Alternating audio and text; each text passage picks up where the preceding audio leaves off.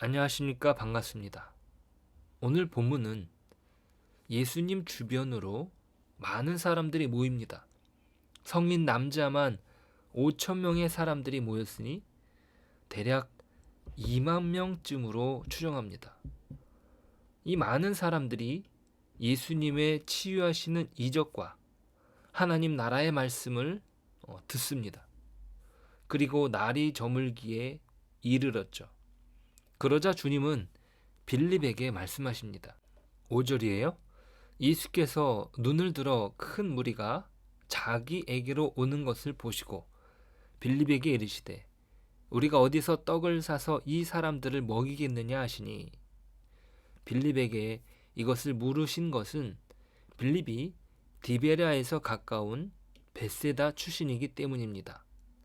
그곳 사정을 아는 제자에게 근처에 떡을 구할 곳을 찾아야 하지 않겠는가 물으시죠. 그런데 이것은 그를 시험하고자 물으신다고 기록됩니다. 6절이에요. 이렇게 말씀하심은 친히 어떻게 하실지를 아시고 빌립을 시험하고자 하심이라. 과연 무엇을 시험하시고자 하신 것일까요? 그 시험은 예수님께서 자신이 할 일을 계획하셨기에 빌립을 비롯한 많은 사람들이 예수님이 행할 일을 통해 무언가를 알기를 원하셨던 것입니다. 그렇다면 빌립이 대답하는 내용은 다른 많은 사람들도 충분히 공감하는 내용인 것이죠. 그는 이렇게 대답합니다. 7절이에요. 빌립이 대답하되 각 사람으로 조금씩 받게 할지라도 200데나리온의 떡이 부족하리이다. 당시 한 데나리온이 하루 품삯의 돈이므로 200데나리온은 필립스 성경의 번역대로 7달을 일해서 받은 품삯이라고 말할 수 있습니다. 그렇게 많은 돈을 들여서도 사람들이 먹을 떡이 부족하다는 말이죠. 그의 생각은 모든 사람들이 공통적으로 생각할 수 있는 내용입니다. 많은 사람을 먹이기에 돈이 턱없이 부족하다는 말입니다.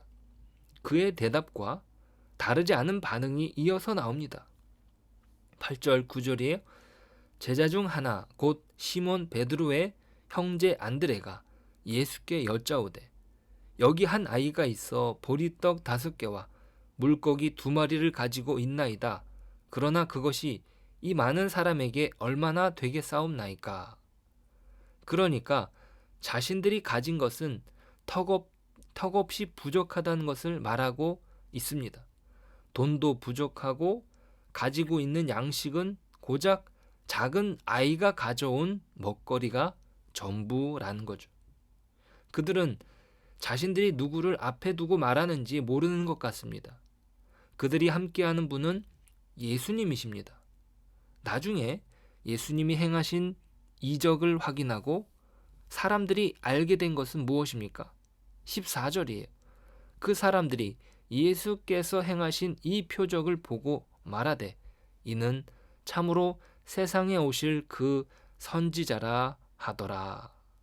그러니까 그들에게 주어진 시험은 예수님이 누구신지를 그들이 아는가를 확인하는 것입니다. 오히려 그 믿음은 어린 아이에게서 나타났습니다.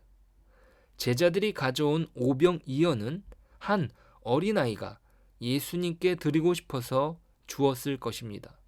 사람들이 배가 고픈 상황이고 먹을 것을 찾는 상황 속에서 예수님이시라면 이 문제를 해결하실 수 있을 것이라는 기대를 했을 것이죠. 왜냐하면 이적을 행하는 예수님을 보았고 성경에는 선지자들이 사람들을 먹여주었기 때문입니다. 엘리사와 엘리야가 그랬습니다. 엘리야는 가난한 과부의 쌀떡과 기름떡을 채워주었고 엘리사는 20개의 보리떡으로 100명의 제자들을 먹였습니다. 예수님은 엘리야와 엘리사보다 더 큰 선지자이십니다. 그리고 모세보다도 더 큰 지도자이시죠. 그들이 모여있는 그때는 유월절이 가까운 때에 모세를 통해 광야에서 먹이신 이적을 생각나게 합니다. 그들은 앞에 계신 주님을 바로 인지하지 못했습니다. 그들을 먹이실 수 있는 분이 예수님이시라는 사실을 알지 못했습니다.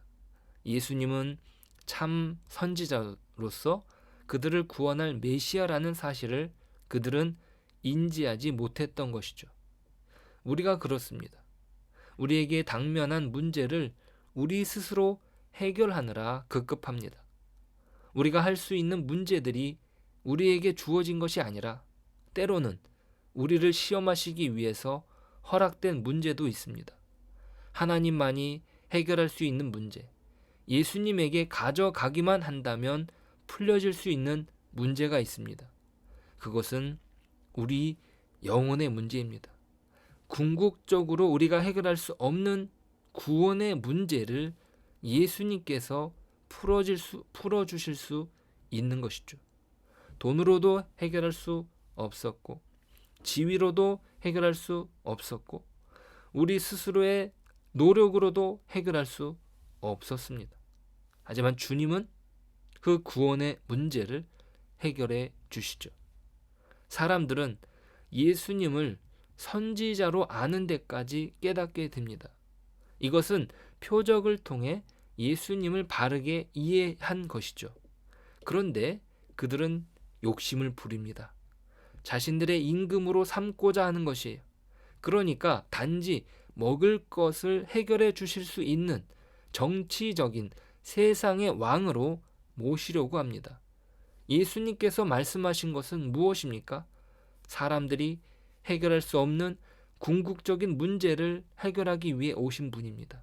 예수님 이전에 왔던 선지자들도 그렇게 하나님의 말씀을 증거하기 위해 왔던 것 아닙니까? 단지 세상의 문제를 해결하는 정치적인 역할을 위해서 오신 것이 아닙니다.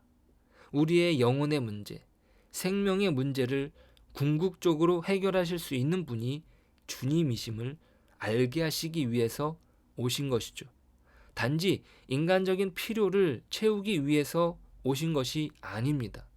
우리의 오해가 여기에서 발생하는 것 같습니다. 복음으로 소통하기 위해 선한 이웃으로 지내기를 원하는데 어떤 경우는 그런 호의를 이용만 하려는 경우가 있습니다. 그러면 허탈해지는 거죠. 그리스도는 관심이 없고 떡에만 관심이 있다면 어쩌면 그런 관계는 떨쳐내야 하는지 모르겠습니다. 오늘 예수님께서 혼자 산으로 떠나가신 것처럼 말이죠. 우리에게 진정한 해답은 무엇입니까? 예수님입니다.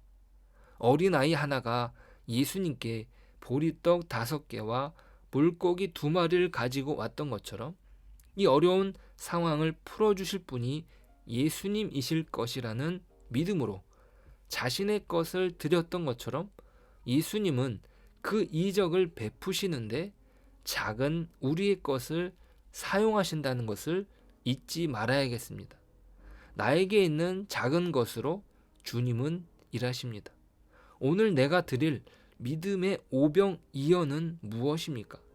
어떤 것이든 주님의 손에서는 우리가 이룰 수 없는 구원의 역사를 이 땅에서 펼쳐 가실 것입니다. 그렇게 하나님의 소망의 나라는 우리의 작은 믿음을 통해 이루어 가는 줄 믿습니다. 오늘 그 믿음의 역사를 주님과 함께 행하는, 주님과 함께 살아가는 저와 여러분 되시길 축복합니다. 기도하겠습니다. 하나님 감사합니다. 우리 주님이 우리와 함께 하시기에 오늘을 삽니다. 오늘 우리에게 허락된 시간 속에서 주님과 동행함으로 또 주님께 우리의 작은 것을 드림으로 주님의 구원의 역사를 함께하는 저희들이 되게 하여 주옵소서. 예수님의 이름으로 기도드립니다. 아멘.